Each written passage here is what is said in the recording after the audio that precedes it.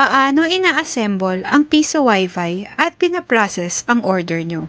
Sisimulan nila sa paglilinis ng box at paglalagay ng sticker. After nun ay ilalagay na nila isa-isa ang parts sa loob ng bendo.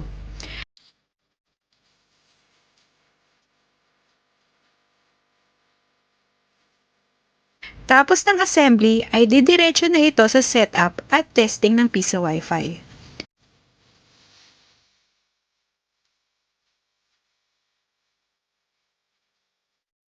Once na may pumasok na order, i-record na kung kanino ito napunta at saka didiretso sa packaging. Nilalagyan namin ng corner protection ang bawat box at maingat na nilalagay sa karton. Sabay na babalutan ito ng makapal na bubble wrap at talagyan pa ng fragile tape. Ayan na, waiting na lang itong i-pick up ng mga logistics. Kung interesado ka sa aming piso Wi-Fi, mag-checkout mo ito sa link sa aming bio. Maraming salamat mga kanegosyo!